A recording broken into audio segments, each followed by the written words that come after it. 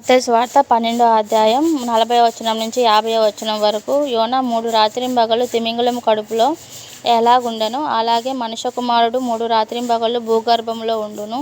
నినవే వారు యోనా ప్రకటన విని మారుమనసు పొందిరి గనుక విమర్శ సమయమున నీనెవే వారు ఈ తరము వారితో నిలవబడి వారి మీద నేరస్థాపన చేతురు. ఇదిగో యోనా కంటే గొప్పవాడు ఇక్కడ ఉన్నాడు.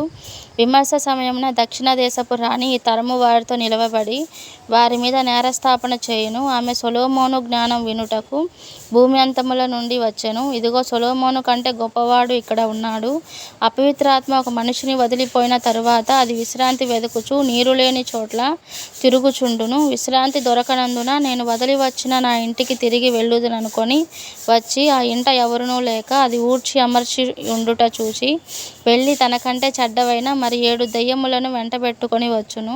అవి దానిలో ప్రవేశించి అక్కడనే కాపురం ఉండును. అందుచేత ఆ మనుషుని కడపటి స్థితి మొదటి స్థితి కంటే చెడ్డదగును. అలాగే ఈ దుష్టతరం వారికి సంభవించుననెను.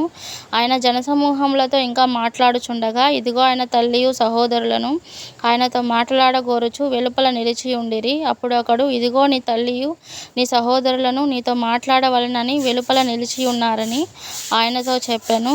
అందుకాయన తనతో ఈ సంగతి చెప్పిన వారిని చూచి, నా తల్లి ఎవరు, నా సహోదరులెవరు అని చెప్పి తన శిష్యుల వైపు చెయ్యి చాపి, ఇదిగో నా తల్లియు నా సహోదరులను, పరలోకమందున నా తండ్రి చిత్తము చొప్పున చేయువాడే నా సహోదరుడును నా సహోదరియు నా తల్లియు అనెను. ఆమెన్.